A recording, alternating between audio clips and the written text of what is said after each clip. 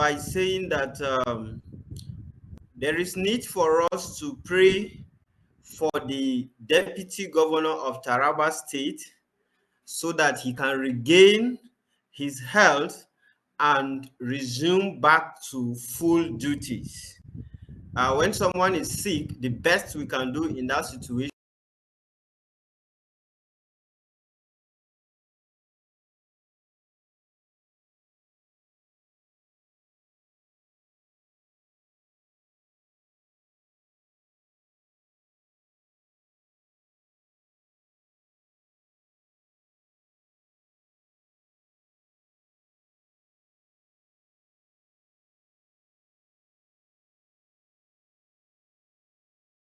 is that of a CMS twins or conjoined twins that cannot be separated. That is before election. But after election, they become separate. Each of them gains of its own.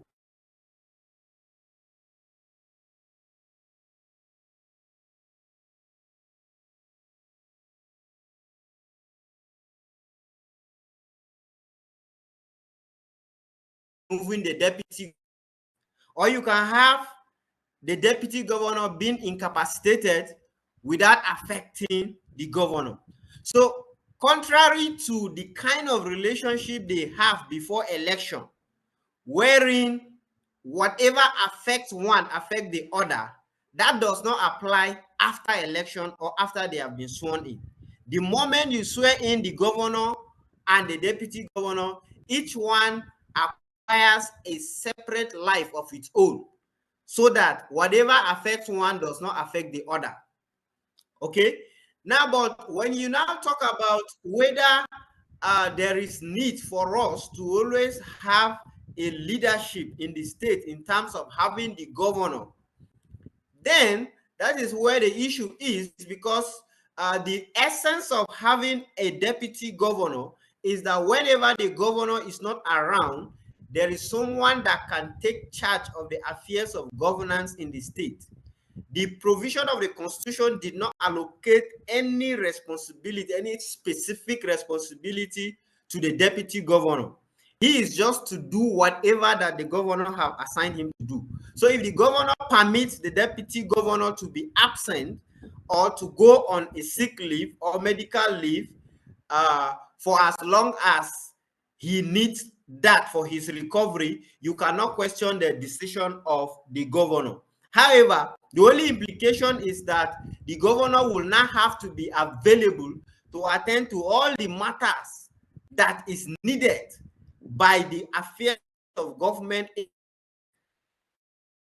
A vacuum, or we cannot have absence of leadership, or there will be a scenario whereby no one is in charge.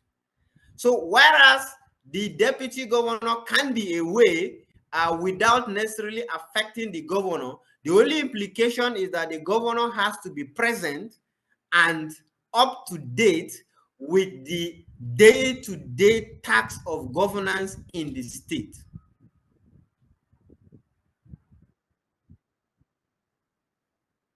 Been able to make us understand that there is no legal implication for the absence of the deputy governor, and you said legally their relationship before election is different from their relationship. They are like conjoined twins before election, but after election they take a life of their own. Surgically, they've been separated. Now, well, let me say I'm not a learned person, so I can't argue with you concerning that. But let me look at. I want to come back to the studio because in the studio here, I have with me a political analyst in the person of Abu Ardo, in the person of Abu Ardo.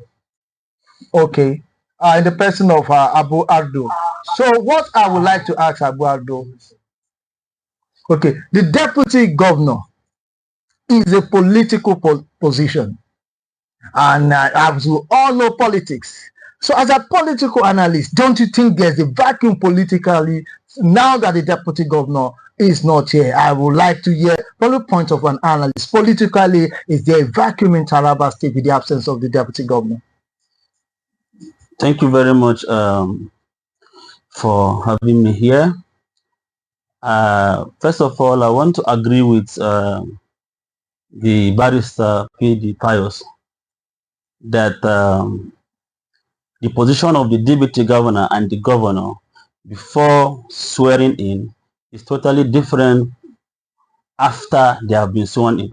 And that is why in some instances, we see instances where you see governors impeached, but the deputy governor remain in office. So that's to tell you that after they have been sworn in, their positions differs. So I want to totally disagree with the instance that that my friend Ambassador Rekwense Muri is comparing with the case of Bayelsa State. Despite the fact that I am not a legal practitioner, was a student of politics and a political analyst, I have a little knowledge of the Constitution. The Constitution is very clear. The Constitution is very clear that is either we have the governor who is active and will be available to perform the activities of governance, and when he is not there, the deputy governor will be there. It is when the two are not there that there is a vacuum. So in the case of the deputy governor of Taraba State, His Excellency Alhaji Aminu Alkali, I want to still come back to the points that my brother Pius raised, that it is good as humans, sometimes we pray for our leaders. When a leader is ill, nobody will want to be sick. We all want to be healthy and discharge our duties as human beings. Whenever a leader is ill, the first thing we should do is to pray that God should I should bring back his health, let him come back and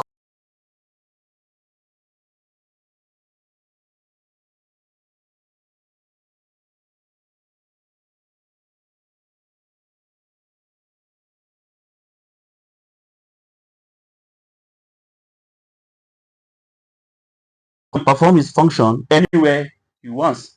Okay, there's not any building or any particular location that the Constitution says that the governor must always be here to perform his official function. No, he can do that within or outside the state. So presently, there is no any vacuum in Taraba State. The governor is always active and performing the function of the executive governor of Taraba State.